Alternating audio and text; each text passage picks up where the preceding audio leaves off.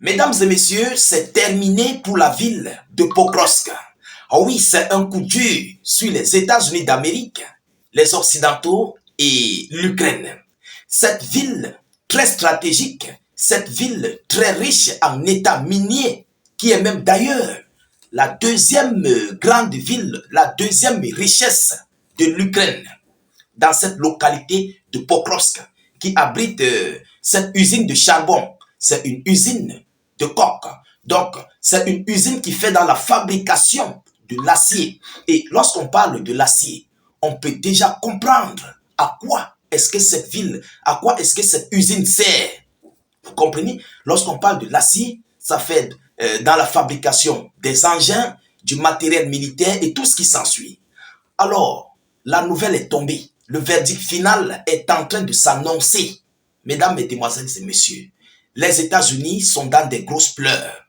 Volodymyr Zelensky, plus rien ne va. Et c'est une usine qui vaut, ou bien qui est environ dans les 5 à 7 billions de dollars. Billions de dollars. Donc c'est une ville, c'est une usine, je voulais dire, c'est une usine qui est très rentable à Volodymyr Zelensky. Après les céréales, bien sûr. On nous annonce que par rapport à la gravité des combats sur le terrain, comme les Russes sont sur le terrain, par rapport à la gravité et à l'intensité croissante de combats sur le sol de Pokrovsk, l'usine vient de fermer.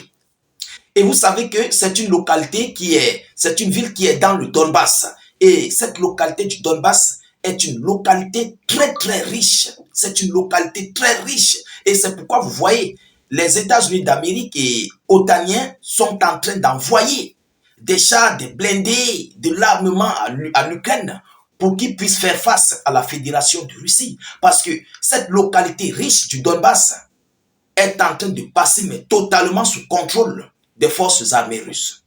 Alors, on nous annonce que on a demandé l'Ukraine et la société qui fait dans l'exploitation de cette usine de charbon à fermer et à demander l'évacuation rapide de son matériel et aussi de ses hommes. Pourquoi? Parce que les Russes sont en train d'entrer en fait dans ces paramètres de cette localité, de cette usine. Alors, voyons voir ce qu'ils nous disent par rapport à cette actualité très chaude qui est tellement lourdissime sur Zelensky et ses alliés de l'OTAN. Mesdames et messieurs, alors continuez de vous abonner au maximum à nos différents canaux, partagez la vidéoconférence dans tous les groupes, activez les cloches de notification pour ne plus rater nos prochaines vidéos d'actualité, mettez suffisamment de cœur dans les commentaires. Ça alimente, ça nourrit en fait la vidéoconférence dans les interactions. Voilà. Vous savez, la bouche qui parle a toujours raison. Vous comprenez? Voilà. Donc, mettez les cœurs, mettez les commentaires et surtout rassurez-vous que vous avez mis beaucoup de j'aime. Voilà. Mettez suffisamment. Qu'est-ce qu'on nous dit? Qu'est-ce que l'Ukraine dit? En Ukraine, l'importante mine de Pokrovsk mise à l'arrêt en raison des combats croissants. Oui. Les Russes ont ajouté en fait l'adrénaline. Ils ont mis quelque chose de plus pour prendre cette localité. Et Vladimir Poutine avait dit à ses soldats, on se rappelle bien, qu'il leur donne quelques jours pour récupérer cette ville de Pokrovsk. Pourquoi? Parce que c'est une localité que les États-Unis d'Amérique et l'Occident ont besoin. Surtout dans la fabrication de leur matériel militaire, dans la fabrication des industries d'acier, dans la fabrication de plusieurs matériaux. Ils ont besoin de cette localité, surtout de cette usine de charbon. Vous comprenez? Parce qu'ils ont besoin de ça pour s'armer, pour fabriquer leurs équipements militaires. Alors, Volodymyr Zelensky gagnait suffisamment d'argent. Il avait demandé aux États-Unis d'Amérique et aux Occidentaux d'exploiter cette mine. Parce que c'est grâce à cette mine qu'il se fait beaucoup d'argent après les céréales. Et par rapport à l'intensité de combat sur le front, et voyant les Ukrainiens qui sont en train de vider complètement l'Ukraine, voilà, on comprend que les céréales ont chuté en fait. Malgré qu'il y a quelques personnes qui travaillent, il y a quelques usines qui travaillent, mais la production de céréales a chuté. Alors, c'est cette mine de charbon-là qui ravitaillait suffisamment l'Ukraine. Et c'est la deuxième grande richesse phare de l'Ukraine et de ses alliés en Ukraine. Vous comprenez? Le groupe ukrainien Metis-Vest a annoncé, en fait, Metis-Vest, c'est cette infrastructure, c'est cette société qui exploite cette infrastructure, donc cette zone de charbon. Vous comprenez? C'est cette localité-là, c'est cette société-là qui exploite cette mine de charbon. Alors, le groupe ukrainien Metis-Vest a annoncé mardi la mise à l'arrêt de la mine de Pokrovsk, pilier économique essentiel pour la sidérurgie et l'évacuation de son personnel en raison des combats avec l'armée russe qui se rapproche de cette localité située dans l'oblast de Donetsk, au Donbass, le Grand Donbass. Donc nous comprenons déjà à quel niveau les Russes se trouvent. Ils ne sont plus hors de la ville de Pokrovsk, non. Ils sont dans la ville de Pokrovsk, mais ils sont en train de se rapprocher de cette usine de charbon. Alors, voilà ce qu'on nous dit. Metis-Vest annonce la suspension des opérations à la mine de Pokrovsk en raison de la détérioration de la situation sécuritaire, a déclaré cette entreprise dans un communiqué. C'est la seule mine sous contrôle de Kiev à produire du coke, un charbon nécessaire à la fabrication de l'acier, deuxième produit d'exportation ukrainien.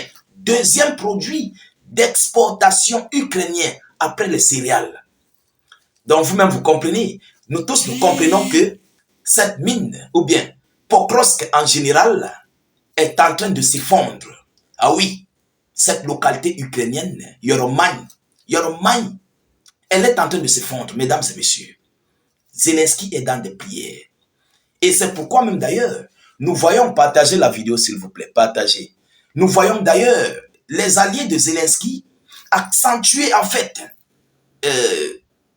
les opérations sur la Fédération de Russie pour essayer d'embrouiller les Russes, de créer en fait un désastre sur le sol russe pour qu'ils ne doivent pas s'emparer de cette localité. Ils veulent les empêcher à tous les moyens. Et c'est même à travers ce Donbass, à bas de ce Donbass, l'avancée majeure des Russes de ce Donbass, que Zelensky avait organisé l'assaut sur la région de Kursk, croyant que les Russes ou Vladimir Poutine va ordonner à ses hommes de retirer les soldats du côté du Donbass qui avancent sur Pokrovsk pour les envoyer du côté de Kursk. Mais Zelensky avait mal fait ses calculs.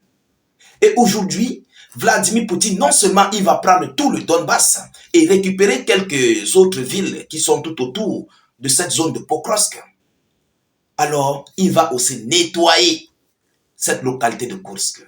Donc, Zelensky et ses alliés sont en train de jouer dans le perdant club. Mesdames, mesdemoiselles et messieurs. Et lorsque nous voyons, même si les Ukrainiens détruisent quoi en Russie, même s'ils anéantissent n'importe quoi en Russie, cette mine de charbon-là, cette mine de coke de Pokrovsk est totalement rentable. On dit que ça fait entrer entre 5 à 7 billions de dollars. Billions de dollars, pas millions, billions. Ça dépasse les milliards. Vous comprenez? Mesdames, mesdemoiselles et messieurs, voilà la chose, voilà ce qui se passe au niveau de Pokrovsk à l'heure actuelle. Et nous attendons les nouvelles parce que cette localité risquerait de tomber, cette mine de charbon risquerait de tomber avant l'investiture de M. Trump qui est dans quelques jours. Aujourd'hui, nous sommes le 15. Alors, l'investiture de Trump, c'est le 20. On se pose bien des questions. Après le 20, il va maintenant devoir poser une rencontre avec Vladimir Poutine. Peut-être on serait déjà le 25 ou le 30. Après cela, à quel niveau les Russes seront sur le front? Mesdames et messieurs, est-ce que non seulement Trump va essayer de négocier, mais est-ce que les Ukrainiens vont accepter cette négociation de paix étant en posture de faiblesse? Voilà la grosse question. Alors, si tel ne serait pas le cas, Vladimir Poutine ne va pas accepter de rester regarder l'Ukraine qui est en train de se battre pour se défendre et eux, les Russes, ne vont pas avancer. Non, c'est complètement faux. Les Russes vont avancer. Parce que si l'Ukraine refuse de venir sur la table de négociation, automatiquement les Russes vont se défendre et ils vont continuer d'avancer. Alors, voilà la mauvaise nouvelle pour l'Ukraine et ses alliés de l'OTAN. Mesdames et messieurs, nous continuons de suivre cette actualité le plus près que possible. Nous ne manquerons pas de vous tenir informés de la suite de ces hostilités. Continuez de vous abonner au maximum à nos différents canaux. Partagez la vidéoconférence au maximum. Sécurisez la vidéo avec un maximum de j'aime. Activez la cloche de notification pour ne plus rater nos prochaines vidéos d'actualité et de recevoir nos informations en temps réel grâce aux notifications. Alors, mettez suffisamment de commentaires. Même si vous n'avez rien écrit, faites des cœurs en commentaire. Je vous reviens tout à l'heure pour une prochaine série d'actualités. Soyez encore salués une fois de plus. Ciao, ciao.